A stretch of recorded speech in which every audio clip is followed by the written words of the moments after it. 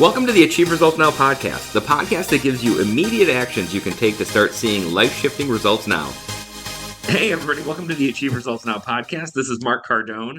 And Theron fight. This is a great episode. If you've ever been somebody who has followed the steps, followed the plan, the routine, all the Hmm. things, and maybe even seen a little bit of results, but then just kind of felt like you either fell off or you felt like you weren't that person yet. You weren't making it yet. This is a great episode to help you get over that hump.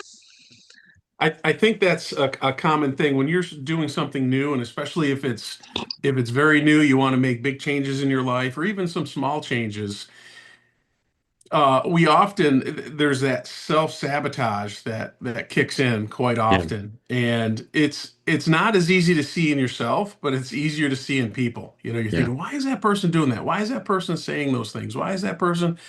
And I think we can certainly recognize it in others, but really to recognize it in ourselves, take some introspection, and this is part of the episode we're going to do is we're going to talk about some of the steps that will help with this. Yeah, and I think it's interesting because if we're an achiever, we look at the person we are now, and then that Kaizen principle, the constant never-ending improvement, always leads us to the Hmm. person we want to be, right? Right. So we always have that two versions of ourselves. There's the us today, which we should totally be happy with, right? Yeah. Like we're in a good spot. But then there's the us that we strive for, Right. and I feel like a lot of times those two people are strangers, Yeah. like, because Yeah. Yeah. we look at that person and we say, oh my goodness, like look how great that future me is, but the actions we're taking as present us just aren't the right ones to get there. It reminds me when you were talking, one of the quotes that hit in my head that we mentioned this a while ago in one of the episodes, and it was the past does not equal the future. Yeah. And you and I first heard that from Anthony Robbins. Now I'm certain he wasn't the one that came up with it, but he certainly was the one that popularized it, right? He's Yeah. the one that made it more the mainstream within this uh, community that we're in. Yeah. Um, but that's such a powerful thing because it really gives you the permission to improve, gives you the permission that, yes, we've made mistakes in the past, but that doesn't mean that we're going to continue to make mistakes unless you identify as that, unless you feel that that's what you are and you've cemented yourself in that identity. And that can be dangerous, if it's a negative one, of course. Oh, for sure. Yeah, I think it definitely can. And I think, closing the gap between that identity, right, of who we are today. We get Hmm. so hung up on like who we are today. And really, we want to be that next version of ourselves. And creating that identity is really the first step. It's Yeah. about making that identity. And I like to quote, behavior without identity is a costume. Yeah. Because you think about all the things we do. I always like to think about New Year's, and I think about that first week and the people in the gym. Like they're not fit people, they're non-fit people that are exercising, Right. right? And that difference in identity is what makes the difference, is really Hmm. what I think differentiates between people who stick with it and who don't. Right. People who go in and say like I'm a fit person now, right, Hmm. that's my new identity, are going to stick with it. And the people who say, well, I'm on day two of whatever, doing this thing that's not my identity, are Right. going to fall off. So I like Yeah. that quote. Yeah, for sure. And I think it's all like it's conflicting because you can say, well, I'm lying to myself, Yeah. or you can call it truth in advance. Yeah. Which one's technically correct? I think a lot of it, to me, the answer is it depends on your action and your intent. If I say, yeah, I'm an athlete, I work out all the time, and I just say that to say it, but my actions and my future isn't planned out for that, then I am lying. But if I have set a plan to do it and I've already started it, I'm not quite where I need to be, but I've started it, then I call that truth in advance. Yeah. Even though you can think, well, that's just semantics, it does make a difference because in order for us to improve, we have to do something different than we're doing today. And in order to do that, it's not just about action, it's about your mind and believing that you're going to do it. And that's what this episode's about. It's what's your identity? If you feel like you're a lazy person, that you're not a morning person, you're not this, you're not that, and you keep telling yourself that, and you keep reinforcing it by your words and your thoughts, you're going to stay stuck in that, right? Yeah. And so that's not being truthful. That's just being lazy, right? I mean, I'm being truthful to myself. No, you're being lazy because you don't Yeah. want to change and improve.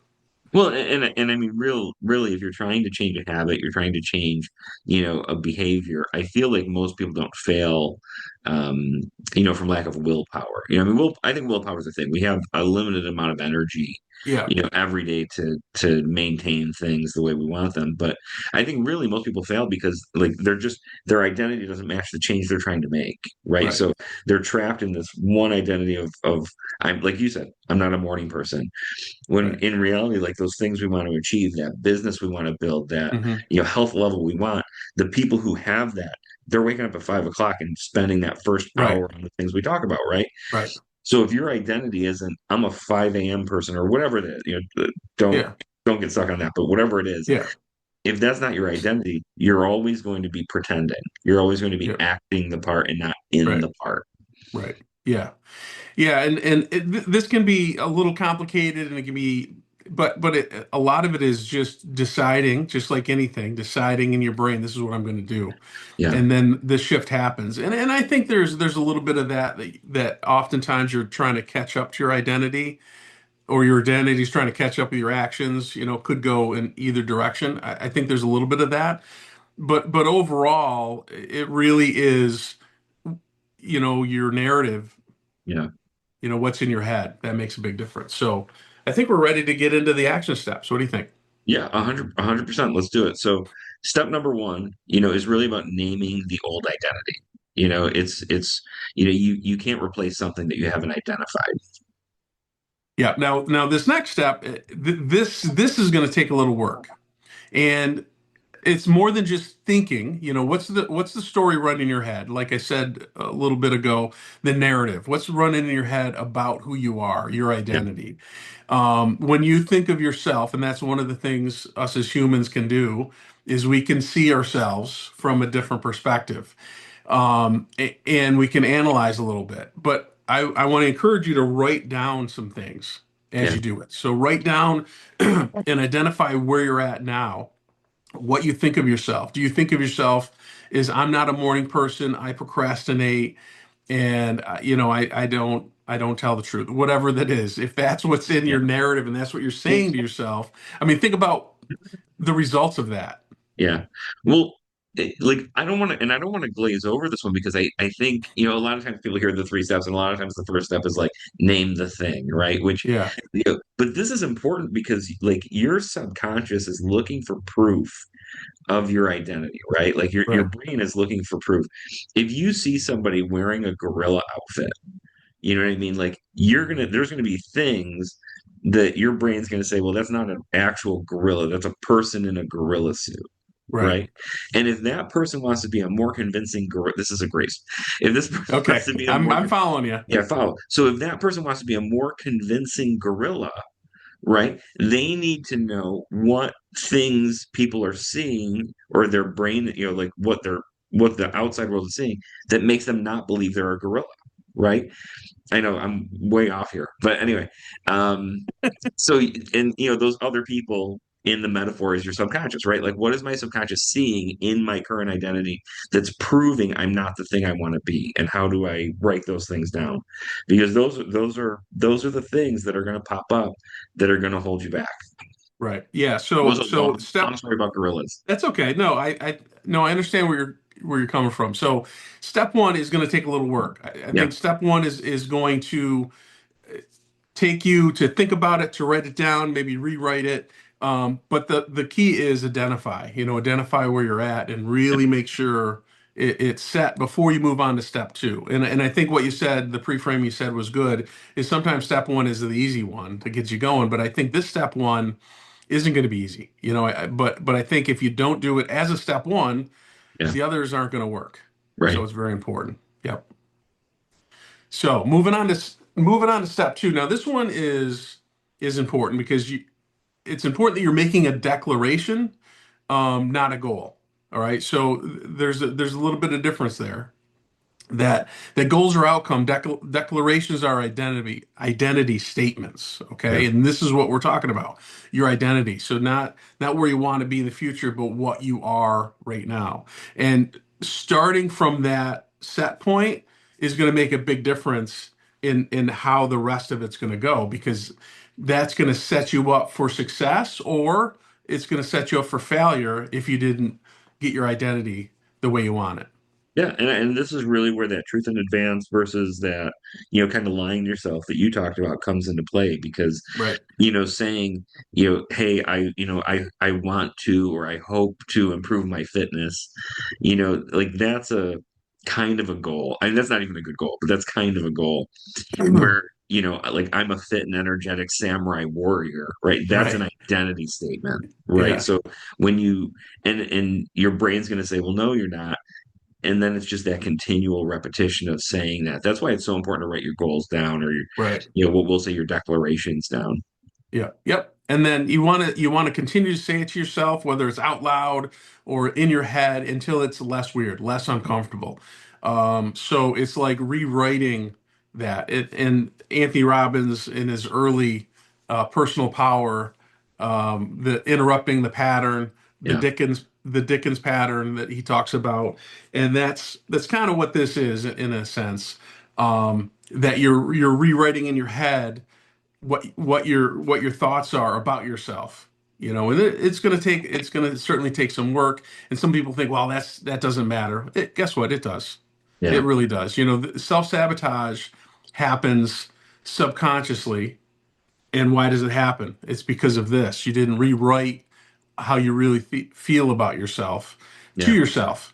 Other people can see you differently, and that's why it's important that you're getting feedback from people that you trust, that have your best interest in mind, that can tell you how it really is. Because oftentimes our thinking is not in the right frame. Yeah. We're like, oh, I'm not good at this, I'm not good at that, and somebody is just like, what are you talking about? You're like the best person I know with that subject. How do you think you're not good?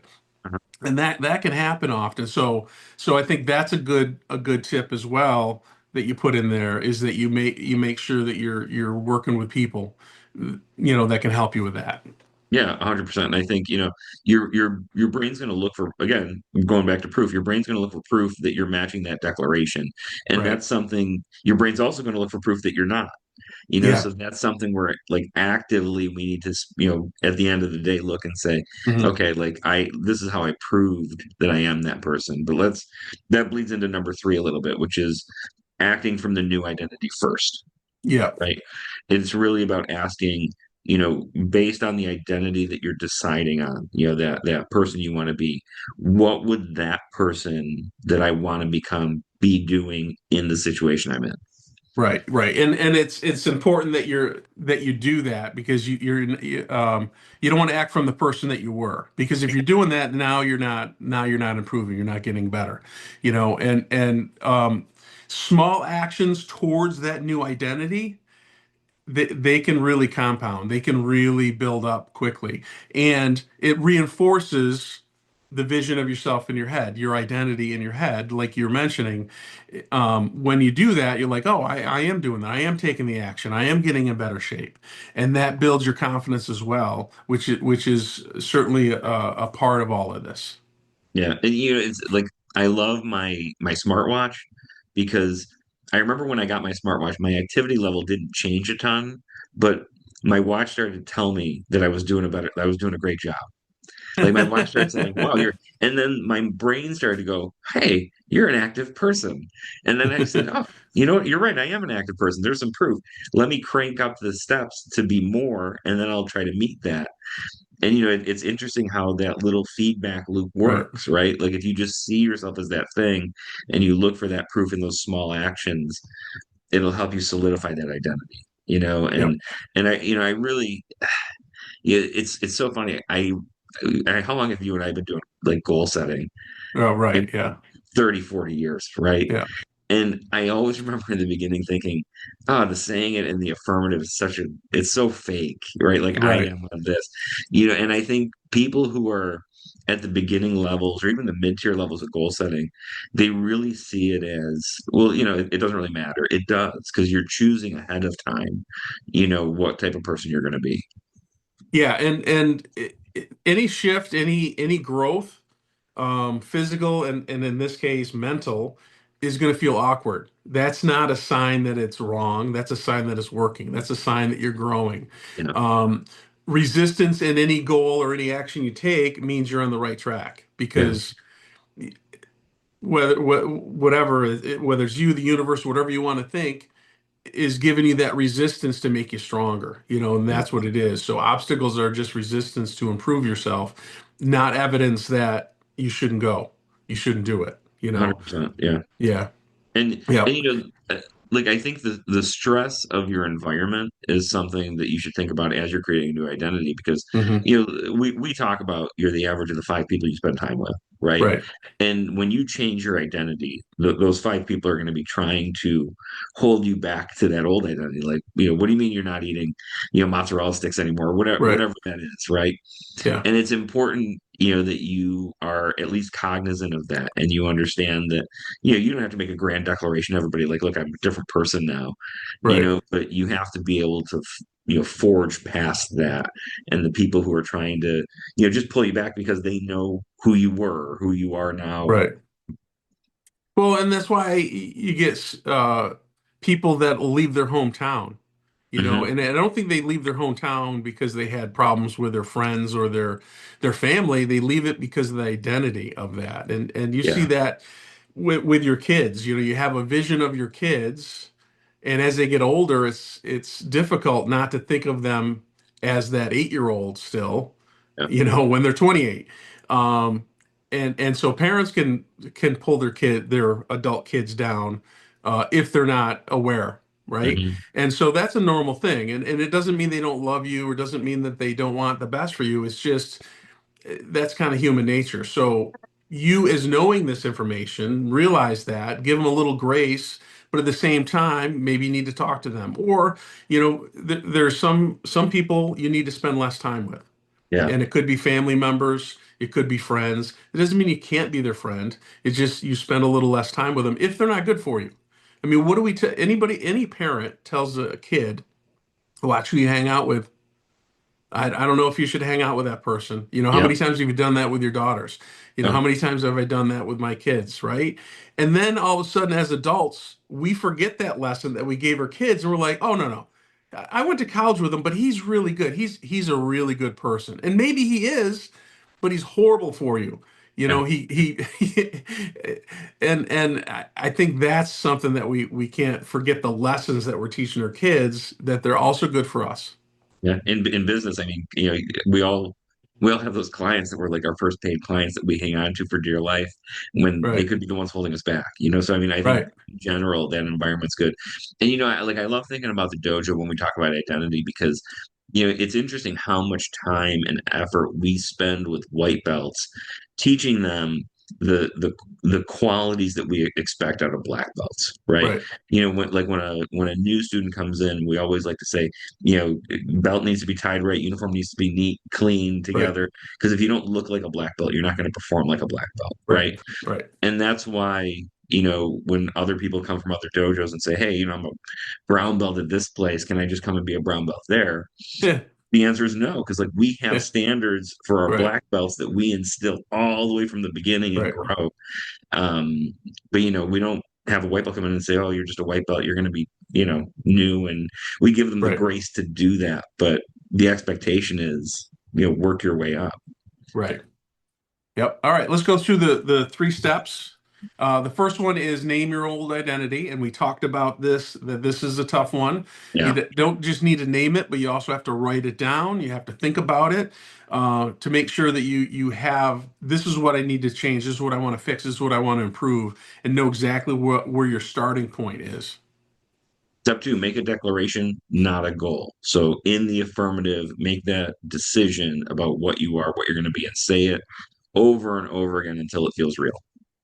Then step three, this is a tough one as well, I think, is act from your new identity first. And this can be tricky because you're going to have those habits. You're going to automatically revert back to how you used to be, and that can be tough. So you have to have some reminders. You have to have people in your life that can help you and remind you of the things. But it's important that you're aware of your thinking, the people you're around, and where you're starting from, so you can get that new identity to stick. And let's wrap with a call to action for people. Really, take a minute and take one of those identity declarations and write it down somewhere where you're Mhm. going to see it. Put it on a post-it, put it on your bathroom mirror, put it somewhere where you're going to see it once, twice, three times a day, and see how that makes a difference in what you do for the next week. Sounds great. And Love it. that wraps up this episode of the Achieve Results Now podcast. Thanks for listening, everybody. Go make those identity statements. Share this with somebody who would like it, and we'll see you on the next episode. Thanks, everyone. Thanks for listening. Hop over to our website at www.achieveresultsnow.com to get your free copy of our book, Ignite Results, 4 specific daily actions to help you achieve results now. You can find us on Facebook at facebook.com/Achieve Results Now. Thanks for listening, commenting, and subscribing. Now get out there and achieve results now.